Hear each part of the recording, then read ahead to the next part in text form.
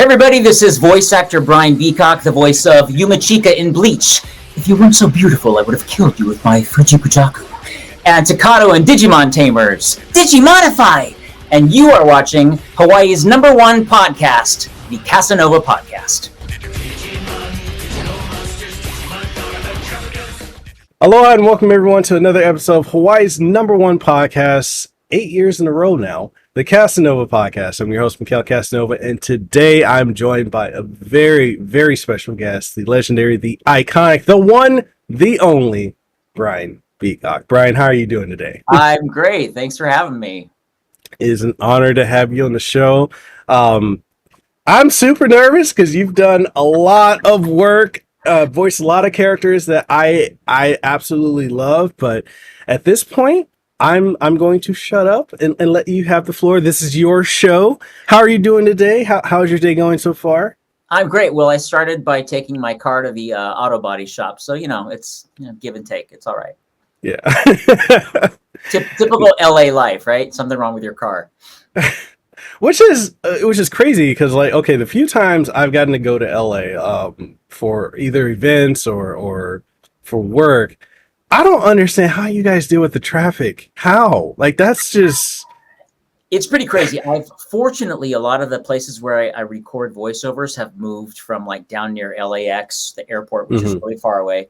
And they're all kind of like in a nice centralized area of where I live. So my footprint isn't too large anymore. So I don't have to do tons of that commute that everybody else does. So I'm liking it right now. It's good right now. It's okay. Okay. Yeah, I can imagine, like, if your car is down, like, have you, like, do you get to do a lot of, like, it, and I talking to some of my other voiceover friends, they've been telling me, like, remote voice work is now more of a thing than it's ever been because of COVID. Like, do you get to do a lot of that? I think that would be made available to me. My building is so old, in my area where I live doesn't have great internet. It's okay internet, it's not great. So dubbing isn't really possible where I live because the internet's not fast enough to get that direct dubbing. So I've never done any remote work from my apartment before. So I go into the studio all the time. Okay. Kind of sucks, but I'm saving $15,000 on a booth, so I don't have to have that in my house. Yeah, like when I've had so many of my friends tell me how much they have to spend on getting booths put in, and I'm like, that's like a down payment on a house, or not really, or it could be close enough, but like that's a lot. I was kind of thinking of doing it when COVID started. I thought maybe I would, because of that, I would build a booth for safety, for protection, for all that stuff. And then I thought, well, we don't even know how much work is going to start coming. So do I really want to throw that much money, into the coffer and not have that much work? And who knows what's happening with the industry, et cetera. So I just let it ride, and it worked out fine. But yeah, my auditions are done usually in my car, in my closet, or under a blanket. I mean, it's really low end here at the old Beacock homestead. I've heard some interesting stories. Like my friend Mark Whitten, like when we first did a podcast almost 10 years ago. It's crazy. I just did a podcast with him the other day, and he's like, yeah, I upgraded my home studio and have my booth and everything like that. I'm like, wait, you're not, because he told me, he's like, yeah, I go in my closet, have this thick blanket. He's like, I'd be sweating balls. But you gotta have that soundproofing. I'm like, oh my goodness. That's it. Anything to save a buck, right? Yeah. So speaking of which, like, let's talk about your career. Like, I know the fans, when I put out on social media, like, hey, I was going to be interviewing you, I got a ton of feedback. Nice. There's so many questions that I'm like, hey, you guys know how I do this show. I do ask the general questions, but we like to make it a little bit more original. But let's talk about your career. How did you get into acting and voice acting? I was doing tons of theater. So I was like playing drums at 7 and piano and doing community theater, things like that. So I eventually, when I think I was, 22 something years old, I auditioned for Les Miserables, the musical, the tour. And I did that in San Francisco, got my union cards, and that brought me to LA. And I thought, well, now I'm going to be a big TV star. Well, no one in LA cared about Les Miserables or theater. They all cared about how many TV shows you had done. So that was a bust. Hmm. Worked in theme parks, which is where I met Mary Elizabeth McGlynn, who's married to Steve Bloom. See Bloom. Yeah, Wow. they were Yeah. at the time, but so Mary and I were in the Beetlejuice show at Universal Studios, singing and dancing all the time. And she saw me in a play, a one-man show called Fully Committed, and I played 32 different characters, all Whoa. using your voice, right? No costumes, nothing. And so she saw me in the show and she said, I'm working on a new project I think you might be right for. It's called Digimon, which was in this Yeah. was season 3, and I'd never seen it. My exposure to anime was Speed Racer. So Yeah. I hadn't watched Pokemon, nothing, right? So I auditioned for Digimon and got it. I got the lead of Takato in Digimon Tamers. Didn't know how to dub, didn't know any of this stuff. So I learned on the job. And that kind of that one show, Digimon, led to all the work I've done since, by way of who I've met, who I've worked for, the studios, etc. But it was never even on my radar to be a voice actor. I wanted to Hmm. be in TV and film and Broadway and all that stuff. So it just kind of happened to me. And then it's still happening to me. I'm still getting jobs, still getting offers and auditioning. So, it's stuck with me and I'm stuck with it. Nice. Yeah. Nice. Yeah. It's interesting. Like, so I've said this before with some of my other voice actor friends that have been in this industry for so long that there is a stark difference, and maybe it's because like I do have a background in theater and acting. I see a stark difference between the generation, like your generation, that has done theater, that's done stage, that's done voice acting, still doing voice acting, versus the generation that's now coming up, like, oh, I want to be a voice actor. Like the performances, and I'm not trying to discredit anyone, but Right, like right. the performances are so different. Like I can go back and watch older anime, and I'm like, wow, those characters are really brought to life in a Yeah. way that everyone feels completely like organic and real. Whereas like, again, trying to be completely respectful, but a lot of stuff now I'm like, I know who that is because it feels a lot of the same, and that could be voice direction too, but it just seems like because you guys have that background in theater and Yeah. stage, that your approach to acting is so different than just I need to have my voice sound a certain way. Like, oh, what are your thoughts on that? I absolutely agree, and not only that, but because there's so much animation, anime, etc., is growing. Content is really expanding. With the advent of streaming and all that stuff. So everyone wants a piece of it. One wants to get in on the game, including, the bane of all of our existences, the celebrities, right? Yeah. Who want to get their Screen Actors Guild insurance, their health insurance, right? So they're like, I'll just go do a cartoon. Or a lot of these people that have been doing horror films or action films that now have kids, they're like, well, I want to make something that my kids can watch, right? So I'm going to go do Pokemon or this new Disney film or whatever. So there's a lot of saturation with celebrities. And some of the celebrities, quite honestly, are great. And some of them, their voices just sound like them, and maybe they don't really have the skill to do dubbing or voiceover work, right? But it's a great name to throw around in a production meeting over at Universal Studios. Yeah. So there's that. And dubbing is a whole nother challenge, because not only because we are actors, it's not just going up to a microphone and being able to act a scene however you want it. You have the restrictions of the flaps because it's existing anime, right? So you're really handcuffed and in a straitjacket as far as the kind of emotions that you can convey just by what the anime looks like. It's really cool. It's really difficult, and it's a different skill than just being an actor, but that certainly helps. Bring to it. Yeah, and I know, like, with the whole, with a lot of the celebrities getting into voice acting now, it's, or, I mean, more consistently now than before. Right. I've seen a lot of, like, I've seen some voice actors have some opinions on them getting in, where it's like, case in point with the Mario movie recently, which is a great movie. Yeah.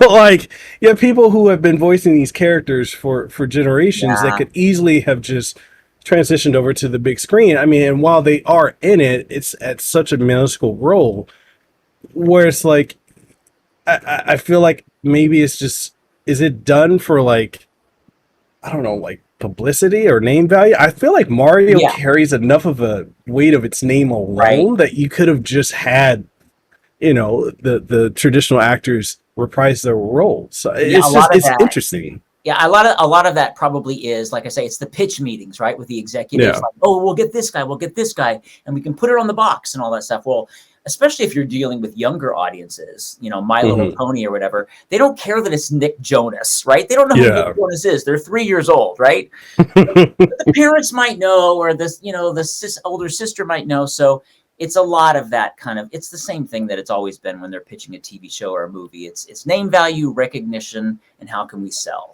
Yeah. And sometimes they're great. You know what I mean? Yeah. Sometimes they're great. Kristen Bell in Frozen, Hmm. she was phenomenal. Of Yeah. course, Yeah. she had a lot of theater acting too. She just hadn't done tons of voiceover, but Yeah. but she was brilliant. So, yeah. So, with that being said, like, is it becoming more within the field of voice acting? Is it becoming more difficult to get roles with more of the celebrities coming in, and also we're seeing a lot of crossover from content creators and streamers and YouTubers that are getting into Yeah. voice acting? Is it becoming more difficult in your opinion, or is it still as competitive as it's always been? I think it's still as competitive. It kind of balances itself out with a lot more people wanting to be in the world and also a lot more content to be had, right? So I Yeah. don't necessarily know that the scales have gone off balance much. I will say that a lot of the work that I'm doing right now is returning shows.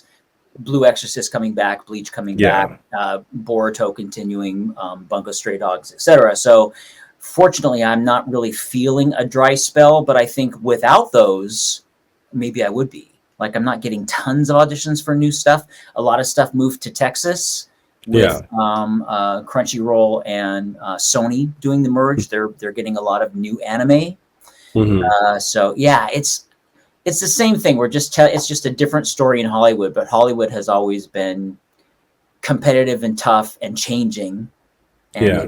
and ever since cable started, when Yeah. I was on TV the first time, I think with Digimon, that was on Fox Kids, and Fox Yeah. at that point was still new, right? So it's like four Yeah. major networks, and now it's like, I mean, it's everything. It's Hulu and Prime and Netflix, and it's insane. It's insane. It's a stupid business.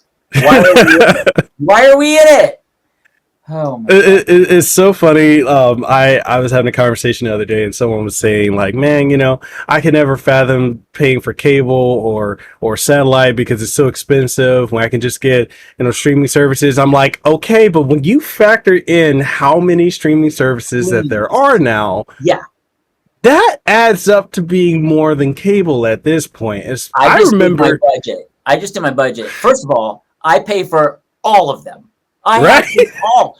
Tubi, I mean, like everything, Roku, like whatever I could spend my money on, I do. So I am not saving money by not having cable, but I prefer it because I do like the on-demand aspect of it. Yeah.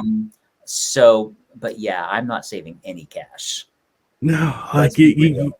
you completely don't, and it's at a point now. Like I remember, and when I said this to a person, they kind of just gave me this blank look. I'm like, I remember when Netflix first came around, they were mailing you DVDs. Oh yes. I remember when they Yep. finally started streaming, it was like, what was it, $4.99 or $5.99 at one point, and Yeah. then it went to $7.99. I'm like, it's expensive now. Yeah. Like Yeah. I remember the evolution of it, and it's interesting when I talk to generations that were just born during this digital era, and I'm like, I'm from before that. I'm an '80s kid, so it's like I look at it like when I look at my kids or younger generations, I'm like, just go outside and go play, and they're like, what? What do you mean Yes. go out there? Oh, I need to go on social media. Oh, just go call them. I know. Why? Well, I have to say, I've kind of adopted that too. Like, I would rather jump off a cliff than pick up the phone. But I've kind of embraced that part of our digital world. But yeah, I was pre-computer. Like when I was growing up, we didn't have computers. So that was very strange. It's so weird. Like now our phones are literally a Ah, computer in our pocket, and like yeah, everything is just right there. And I'm like, well, it's interesting to me. Again, when I talk to the younger generation, like, oh, I don't know that. You can just look it up. Google is exactly. your You best can read friend. all about it right now. You know, like, and they're like, oh, but that takes so much work. I'm like, no. I remember having to go to. I'm like, look, I think I was talking to my nephew in college, and he's talking about how hard it is to write one of his college theses, and I'm like, you have no idea how hard it is for, or hard it used to be when you had to not only go to the library, you had to Yes. cite every source, Yep. page, author, everything. You had to deal with was it APA format and MLA format. I'm like, Yeah. you guys have no idea how difficult it used to be, and I also understand the context of where they are. They don't know anything other than what they know, and Right. it's different where because there's so much constantly thrown. I mean, social media, everything is like right there. Something happens, it's almost immediate. So you're constantly bombarded with stuff, and I get it. Like, but it's just, man, sometimes I have to take a break from it. I'm like, yeah, Yeah, I'm that way too. And I like to travel, I like to run, I like to go for bike rides, hike and all that stuff. And that's kind of a way, although I always have my phone with me, but for music or whatever. But I do hmm like to kind of get away from the technology to a certain extent. A lot. I do yeah, that almost every day. I'm out and away from my laptop. yeah, It helps me kind of like decompress. yeah, and it's so necessary, and I feel like with a lot of the younger generation, and not to say. I have to be very careful how I say this, but I feel like because you never know, someone's gonna be like, "Ah, I got you with a sound bite." So it's like I know that we have more conversations now about mental health and depression and everything like that, and it's not that it's new. It's always been a thing. It's just we're more open to talking about it. Hmm. Um, but I feel like a lot of people, because they're chronically on social media or addicted to their phones and they don't know how to put it down and step away from it, it can, exasperate it beyond where it is. And Yeah. I've told a lot of people lately, I'm like, hey, it won't hurt you Right. to To just take a put it little break. down. Go out, go to the like I get up every morning, 4 o'clock in the morning, I go to the gym. Right. I'm at the Nice. gym for an hour or two. I go running, I go hiking. Like if you were out here, we'd be doing going and doing all that stuff. Yeah. Because it's like for me, that's my therapy. That's my release. That's my I mean you could say meditation in a way. But Yeah. like all you're doing is just you got the phone and you're just doing this all day. Like that's not healthy.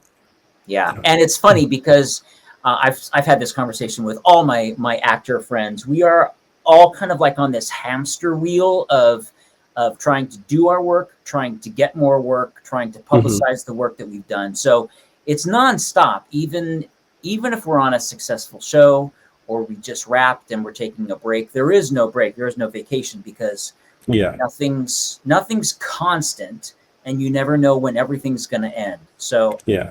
I work every single day trying to Yeah. get new conventions, new gigs, publicizing what I did, exercising to not only be healthy but to keep your body up. You know what I mean? Like Yeah. to keep your looks up and all that stuff. Stay younger, all that Hollywood nonsense, right? But it's constant. It's constant work and maintenance. So you have to kind of make it as meditative as you can, Yeah. as peaceful as it can be, Yeah. because Definitely. it's such a wackadoodle existence. It is. It is. And uh, uh, especially the younger generation. And I think a lot of our generation as well, but the younger generation definitely needs to understand like you really only have one shot in life. Like you only have one life and you should live it and Yeah. not live it through a screen. Yes. Exactly. And that's another thing that we have, that we try to tell actors in panels and stuff like that. But there's going to be so much rejection in Yeah. the career, right? So if you don't love the process of doing, and you're focused on the destination, or first, there is no destination in show business or really in life, right? You always have to want more, right? So if you don't enjoy the process, then you're just going to be so frustrated and wanting and upset your whole life. So that's why I travel. That's why I try to just enjoy the day for what it is. And even if I achieve something that I think was a big hurdle, there's always going to be something else that I want to have. And it's not dissatisfaction. It's just eagerness to move forward. Yeah. Yeah. So one of the things I definitely want to ask you, is it surprising to see how like anime has become as mainstream as it is? I remember back when like the biggest exposure to anime was either, like you said, Speed Racer or Astro Boy, maybe Sailor Moon back in the day, Dragon Ball when it was on repeat. But like it was never a mainstream thing. And I remember growing up in the 80s and 90s, like where if you were to bring it up, people say, oh, Japanimation, they thought it was weird. You got picked on or teased for it. And it's like the same people who used to do that are now super into anime or it's mainstream. Or not only that, but like comics, like Marvel. I remember reading comics was not a cool thing. And now everyone knows about the MCU. It is so crazy. Like, did you ever think we would get to that point where it's like mainstream? I was doing conventions when cosplay and conventions were still fairly new. Not new, but not as prevalent as they are right now. And that surprised me because the cosplayers were very fringe and on the outskirts of society and norm and all that stuff, and now they're like superheroes, literally, right? Like now they wield the power, right? And awesome. And I don't know if that came from just time, people talking about it as things do. I certainly think that streaming and exposure and accessibility helped. Once you were able to choose to watch anime when you wanted to and not wait for it to be on television or get a VHS or kids, VHSs were these little, they don't know what that is. Please remember to rewind. Exactly. Oh man, Blockbuster. But accessing Japanimation or whatever, as it was called back then, was very difficult. You'd have people were having things mailed overseas, and like I said, the VHSs and stuff. So accessibility certainly helped. And then in the last 5-10 years, just streaming and digital and all that stuff just made it so everywhere. It's just everywhere, and so it's pretty cool. I'm really happy for the cosplayers and the kids that were kind of marginalized and fringe and all that stuff, because they were doing it obviously as an outlet and to find their group and their people. And it's awesome just how cool they are now, right? I was just at LA Comic-Con last week, and it's just like, a swarm of miraculous ladybug people up on the stairs taking photos, and like it's just really cool. I mean, business people on the train sometimes still give them looks like, what's going on? You know what I mean? That happened in London one year when I was there. It was awesome to see all these people like hugging their briefcases, like, what's going on? I don't know. I'm glad it's happening. I wonder how long are we like in a renaissance that's going to fade? Or is it going to grow? You know what I mean? Like, we don't know that. Yeah, it's interesting. What's the next thing? And that's definitely one of the big questions, because there's always going to be a next thing. And it's interesting. Younger people, you may not get this, but if you've been around for a bit, everything is cyclical. I'm starting to see mullets are back as a thing, and I'm just like, I remember. Okay, so.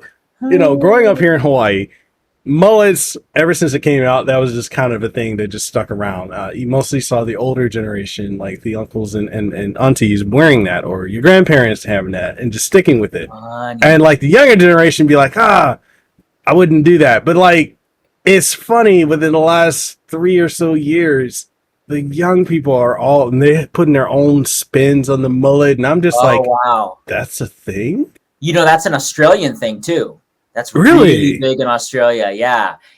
But what I don't know is if it's ironic or whether they really like think this is cool. Like you know what I mean? Like do they Yeah. realize that it's odd or not odd, but that it's an older thing. You know what I mean? I don't know, but it's really big in Australia. Yeah, I mean, I've started seeing some of the younger kids, they're wearing bell bottoms, and I'm like, Yeah. I was like, whoa. And I walked up to a kid once, well, a younger person. Sorry, everyone younger than me, I always say kid, and I got to Right. catch myself on that. But like, I was like, hey, you're wearing bell bottoms. They're like, bell what? No, this is the current fashion. I'm like, okay. Wow. It's You're like, in crazy. my day. No, right? But yeah, that's one of the things that is interesting. Like when things they cycle back in and out, and you constantly see it, and it's just like, wow, okay, Yeah. right. So Some things don't need to come back, but that, whatever. that's very very true. Speaking of conventions, you were recently in Australia. You've been all over the place. All over. When it comes to doing conventions, what? Okay, this is a two-part question. So I'll do part one. What was it like when you went to your first convention? And then question two is like, how much time do you spend going to different conventions, and how much time do you get to rest? Like, does that take a lot out of you? Good questions. So the first one, I think, I may have done like Anime Los Angeles for Durarara years ago, maybe. Mm-hmm. But my first big one was Armageddon in New Zealand. Mm-hmm. And I was mainly brought out for the show Battle Beatamon. Mm-hmm. In the US, no one cared about. No one cared about it at all. But in New Zealand, it was a huge hit. So I felt like the Beatles getting off the plane. They're like, whatever. Everyone in America hates this show. So that was really cool because it's New Zealand. I've always wanted to go.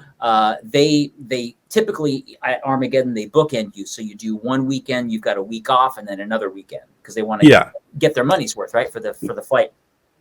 So that was phenomenal. I had a blast, and that kind of gave me a taste for travel, for convention travel. Since then, that was 20 years ago-ish. I've done a lot. This year, I've done close to 30 events. Wow. Which include a few store signings, but mainly conventions. And so as far as rest goes, that answer is no.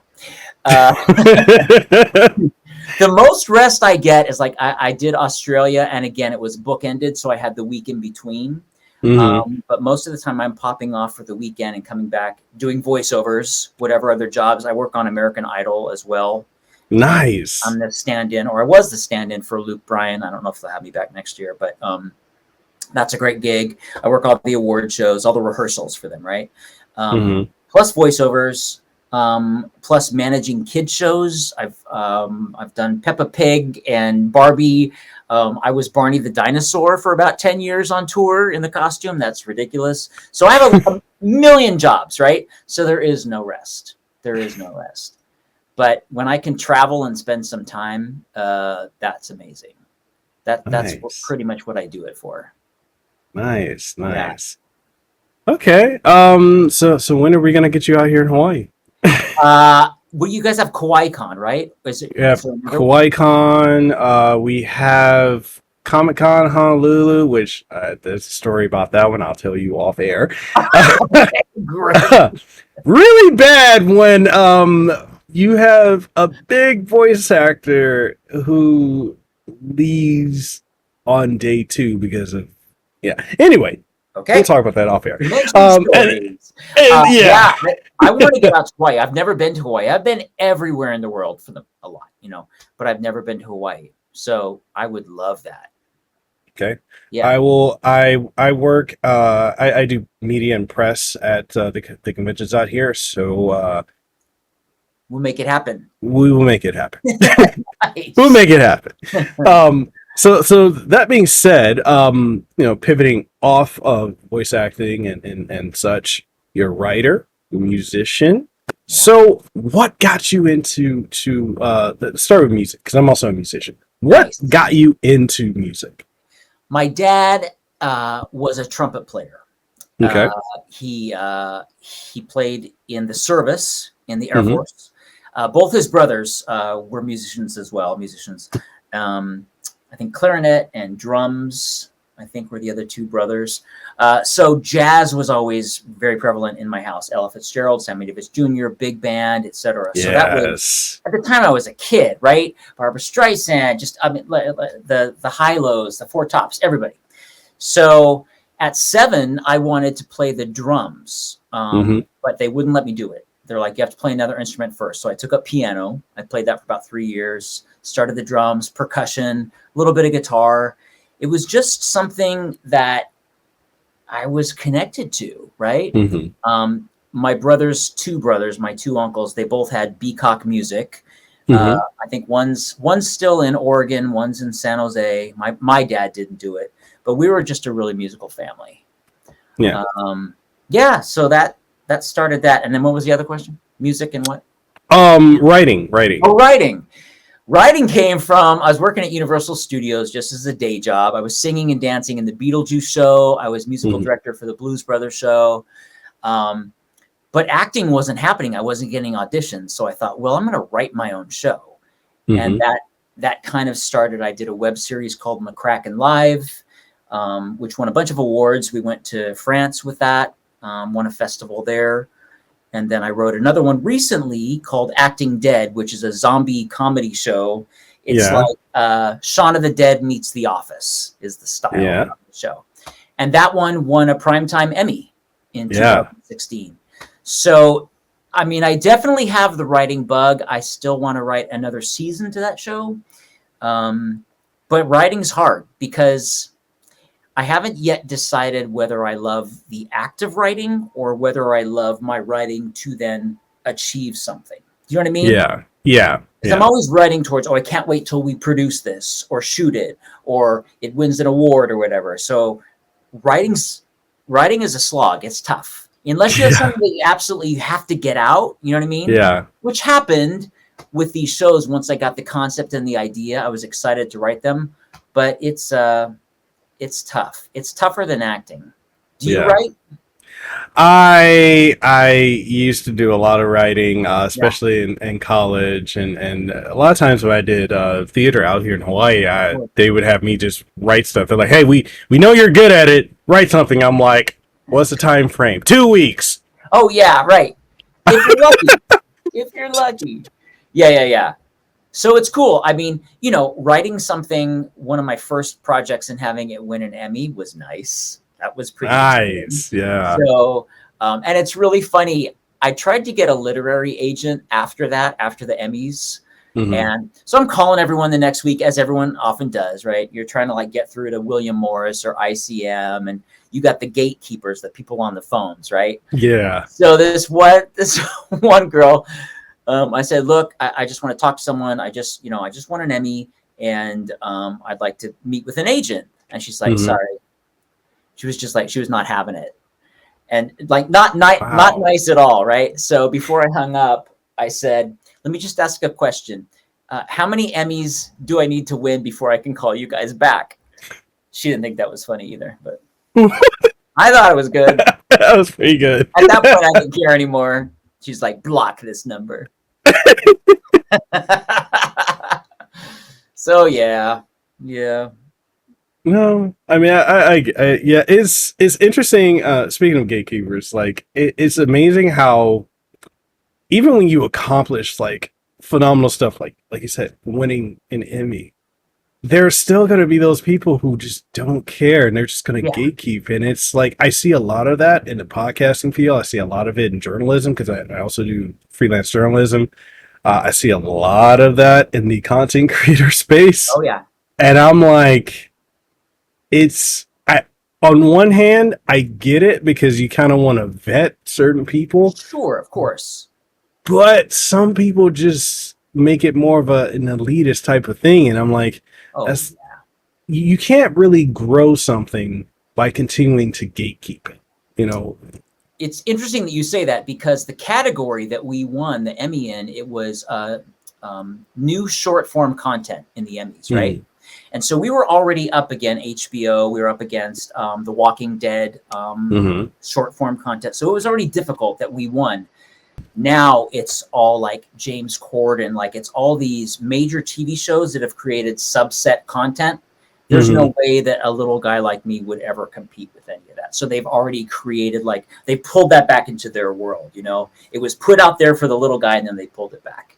Yeah. So, but yeah, and you're right. Like, they do have to vet and all that stuff. And ultimately, I'm pleased with what we all accomplished, you know, and I'll just find someone else who respects it and wants to move forward in a, you know, working relationship with us. So, you know. Okay. It was cool. I was still excited. I got to take my mom to the Emmys, which was really fun. It was really cool. She got to meet, you know, Derek Huff. He's on Dancing with the Stars. Yeah. For some reason, she loved him. She just thought he was amazing. So he was at the party after the Emmys, and so I found him. I said, "You got to meet my mom and take a picture." So I think she could have cared less about anything else that happened that night except meeting. I'm like, "Mom, I have an Emmy right here." She's like, "Yeah, but Derek Huff." So, you know, moms. Yeah. Oh man. So weird. So a question I definitely want to ask you, outside of everything else that you're doing, when you get the chance to, what is it that you love to do that people may not know about you? I don't love to do it, but I've done 6 marathons. Ooh. Spartan races? Have you done any of those? No, because I'm not that crazy. But don't do it. It's not worth it. No, well, neither is a marathon, as far as I'm concerned. I keep doing it again. I do it because I like to travel. So I've done the New York one 4 times because I like an excuse just to go to New York. But the last one I don't really train for them that much anyway. But I didn't train at all for this one. But you enter a lottery to get into the marathon, right? And if you get in the lottery, I'm like, well, I have to do it now. Whether I've trained or not, I have to go. And they put the medal around my neck, and she said, "Congratulations." I go, "Thank, it's my last one. I'm never going to do it again." But yeah, so I run marathons. I used to surf. Yeah. I have a longboard in my garage that I think I might turn into a coffee table because I'm never going to go out again. I was never that good. What else? What else don't people know about me? My lineage is from Switzerland. My grandpa was born in Switzerland. Nice. What else? Oh, I hate avocados. Absolutely hate avocados. Squashed caterpillars. So gross. So gross. And I'm from California, and they're so good for you. I cannot. I went to Taco Bell, and I got a burrito, and I said no avocado, and they put it in there, and I tasted it, and I threw it out the window. It was just so good. I can't. Do you like avocados? No, I don't. And it's interesting, like, outside of avocados, I don't like coconuts. So I'm originally from Samoa, right? And I came to Hawaii, and everyone's like, "How are you?" Because I'm Samoan, Hawaiian, and Tongan, and people were like, "How are you Samoan and you don't like coconuts? It's in everything that we cook." And I'm like, "Yeah, I don't like the taste. I don't like the texture." And then, like, when I go to because my dad is Dominican, right? And so when I go to his side of the family and they cook and eat like Dominican food, a lot of it has avocados in it. I'm just like, can't win for losing. I can't, and I'm like, I can't. I just get shit on from both sides. That's hysterical. I can't win. I mean, I'll eat liver and onions, like whatever that I'll have. Yeah, but that's it. Yeah, so that's a fun fact about me. And then, of course, traveling. And I travel by myself. I travel alone for the most part. I used to go with my mom. But I travel by myself. I go to restaurants by myself and movies by myself. I love it. I love making choices on my own and decisions on my own and not having to ask anyone else what they think or whatever. Yeah. No, I'm a very social, antisocial person. Oh, so, me too. My right? best friend said. I do great at parties, life of the party, but I'm ready to leave at any time. Yeah, We can go. I completely understand that, and it's so funny because okay, so I've got an older sister, half older sister that she always will hit me up and she's like, Mekel, let's go out to this party, let's go out to this bar or whatever. I'm like, yo, we're right there at our 40s. I'm good. I don't want to do that. And I tell this story all the time because like she got me on one of my birthdays, got me so drunk, and I don't drink a lot. Like I'll drink socially, but with her, it's like I know I got to start drinking. So she had us drinking like we were 21. No, And it took no. me, I feel like it took 2 weeks to recover from that. See, that does not surprise me at all. The body don't play no more. It don't. It does not. It's like when you hit 30, everything changes. And people, they like, oh, you're joking. I'm like, no. Nope. Your metabolism radically slows down. Your liver is not going to be processing that alcohol as much. Like, yeah, everything changes. Yeah, my friend Paul, he's been in a couple of the shows that I've written and stuff, but he'll text me. He's like, "Hey, do you want to go out tonight?" I'm like, "It's 8:00. There's no way I'm leaving the house at 8:00." It's like, what's wrong with us? Like in New York, you don't leave your house until midnight. You know? Yeah. No. No, it's just not happening. Okay, so lying down to the last couple questions I have for you. What have been your favorite roles that you've done? So right now, the favorite ones to play with because of my TikTok channel is Monokuma from the Danganronpa video games. He's amazing. And Octagawa from Bungo Stray Dogs. Those are the ones that the fans are loving at conventions, and they're really fun to act. Yeah. Monokuma's crazy, ridiculous, offensive, and funny. And Octagawa is just kind of like sly and wry and sarcastic and evil and problematic. So they're fun. The most important character, though, is Takato from Digimon Tamers, because we wouldn't be having this conversation were it not for him, right? So he will always be the most important character in my arsenal. Nice. One of the characters that you've done that I absolutely love is Lloyd Irving from Tales of Symphonia. Oh my god! And that is, I know they re-released the first game last year, and I know that was for the first game is a different voice actor, but like I've always loved your take on Lloyd. Like it felt like it matched the growth and development of the character. But how was it for you taking on that role? Because you've done him in multiple projects. I have. So Lloyd Irving is a story. It's crazy. So who's the name of the actor that I replaced? Do you remember? I will look it up. It's on the tip of my tongue, but so there was a lot of backlash. I remember. AOL message boards back then, I guess it would be, who knows, right? I don't even know that Reddit was around at the time. But when I got the job auditioning for Lloyd and Tales of Symphonia, I was not aware that it existed before. I mean, I'm the one that had never watched Pokemon and didn't know that Digimon had a season 1 and a season 2. So Scott Menville. Scott Menville. Yeah. Okay. Yeah. So I didn't know that Scott had done the role before. I don't know why Scott didn't do Tales of Symphonia. I don't know if it was availability, conflict of interest, union. I have no idea. Right. So years ago, I'm doing conventions and stuff, and my friend Mary Lou, she calls me and she goes, "Hey, do you know that Hitler hates you?"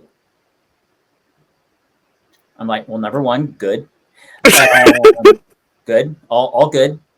And then she goes, "Just Google Hitler hates Brian Beacock." Now, people at home, if you do Google Hitler hates Brian Beacock, just know that you will see a video with some colorful language. I will give you that just so you know, right?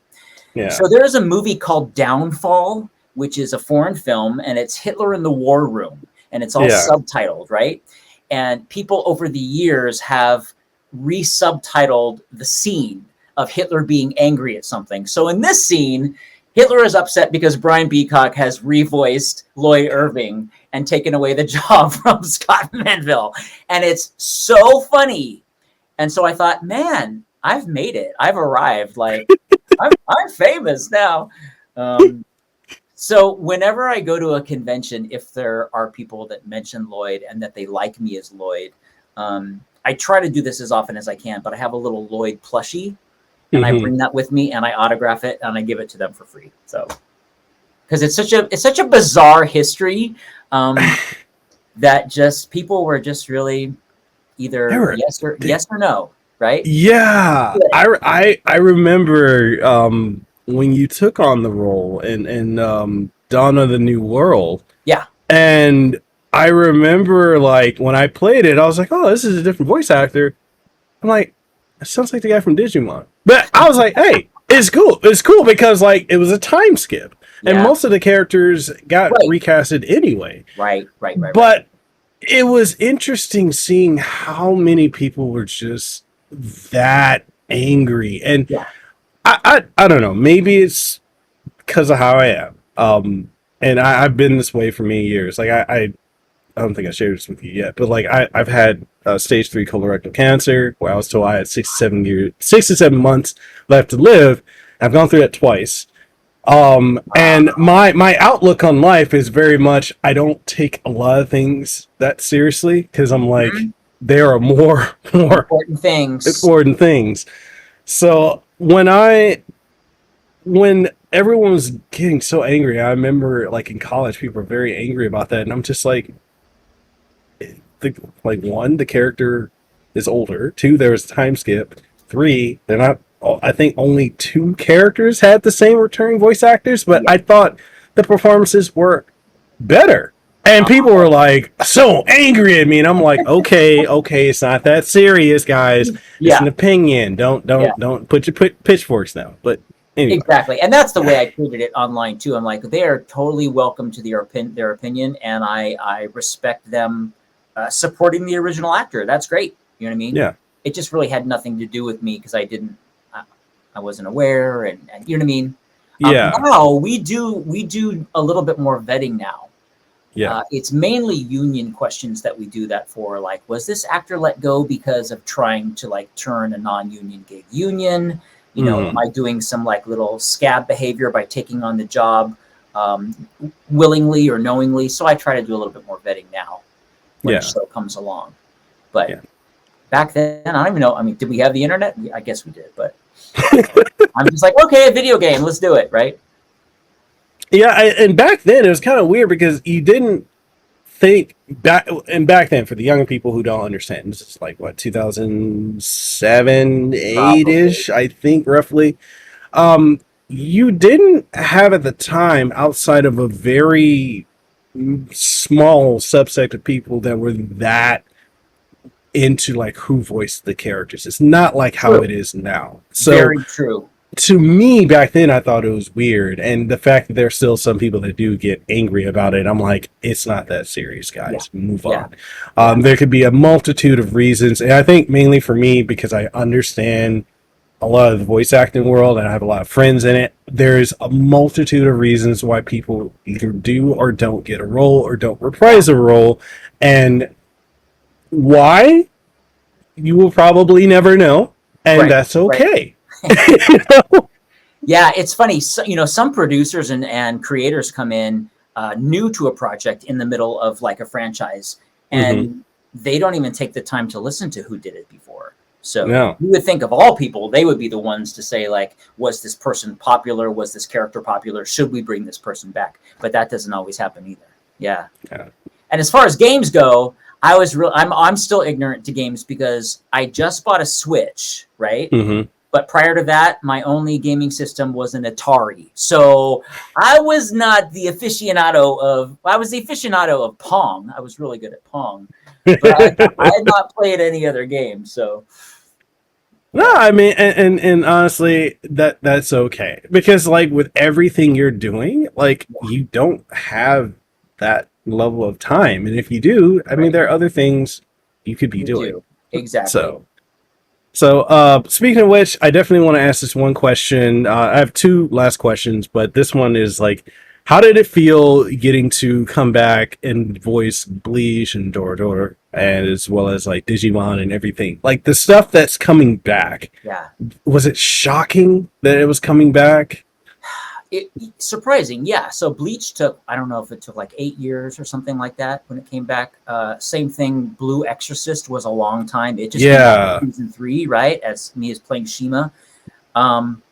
So yes, surprising, shocking, but so grateful. And also too, for me, it wasn't just that I had another job. It's that these were the jobs that started my career, right? I was very fortunate to have been cast in these what they call legacy shows, you know?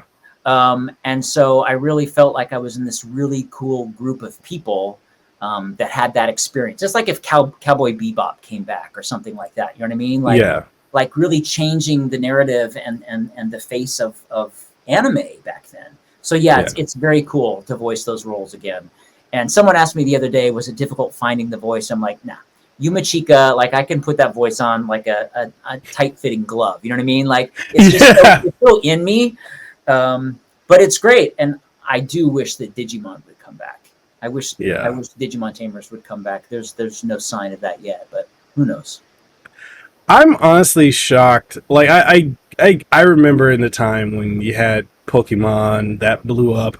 Like people weren't expecting that, and then you had Digimon and Monster Rancher. Like that was a whole era of the pocket monster type of within anime. Like where it is now, it's like isekai or in another world is a genre. There was a time when that was the thing, and I've always wondered why Digimon never became as huge as Pokemon when everything lined up for it to be that. Yeah, and it's weird to me. It is weird, and Digimon is popular again now in the card world because the card games have come out, right? But Pokemon got that darn Pokemon Go that really made it take off.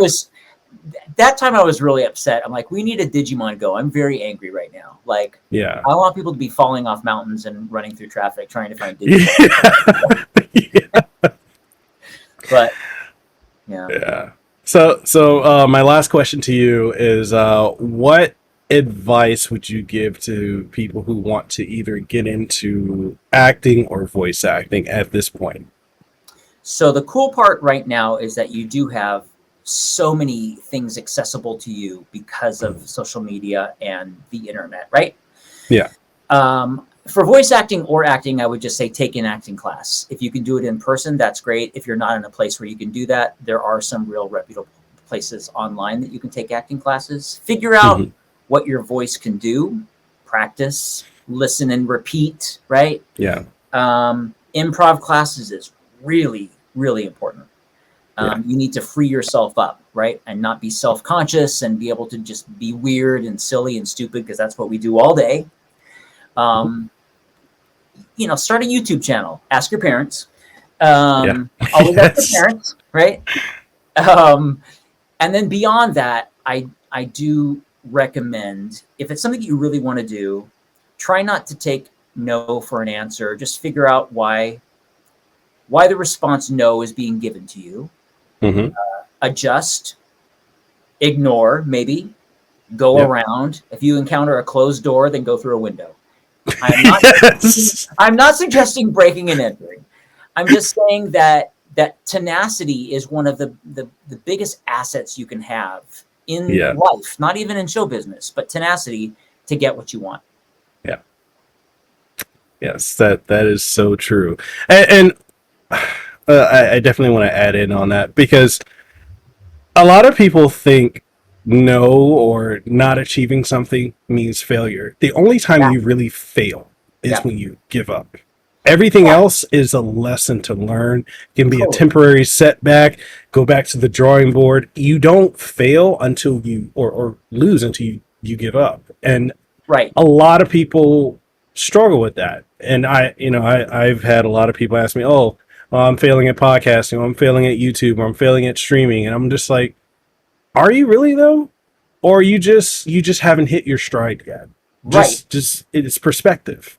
It's perspective. Also, too, if you're failing, quote, whatever, at podcast, maybe it's because it's redirecting you to maybe what it is you could be or should be doing. So maybe that's just a pathway or a lesson that's leading you towards what is right for you, you know? Yeah. So failure doesn't even really need to be used in our language. But yeah, I mean, not everybody's right for everything. Let's also say that. You know what I mean? Like, yes. It may not be right for you. I am not going to be a brain surgeon. It's not going to happen. I'm not smart enough.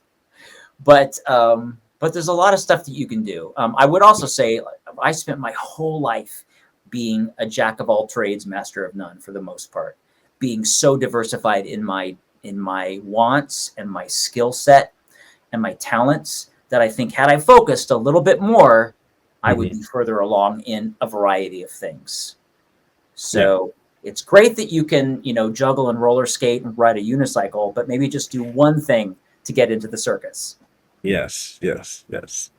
All right. And with that being said, Brian, is there anything you want to leave the audience with before we go? Anything you want to plug or promote that doesn't have an NDA? So yes, right. So Bleach, I believe, is coming soon. I'm Chojuro in Boruto when that comes back. If you haven't watched season 3 of Blue Exorcist, I play Shima. And follow my TikTok, which is at Monokuma Brian B. I just apologize in advance because it's ridiculous. And with that being said, people, that's the episode. We have links down in the description below for our guest Brian here, and you can catch this episode of the podcast along with every other on every major podcasting outlet. Shout out to our sponsor, Spotify, for sponsoring our show. Only show in Hawaii that's sponsored by Spotify, and it's been an honor for that. That's really taken us to new heights. So with that being said, Brian, love to have you back on the show again when you have time. I know you're very busy, but would love to have you on the show again. And with that being said, people, we'll see you guys on the next one. Thanks, man.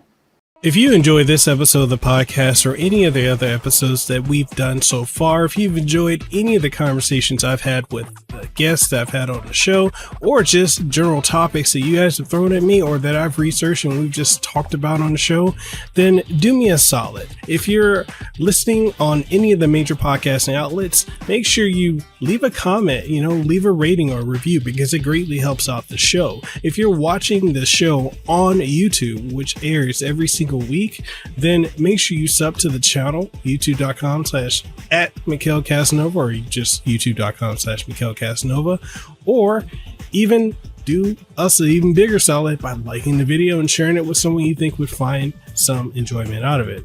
And all that being said, I hope you guys continue to enjoy this podcast and the content we put out here, because hey, we do it with a passion and we do it for you. So with that being said, I catch you guys on the next one. Stay safe, be blessed, and I'll see you around. Peace.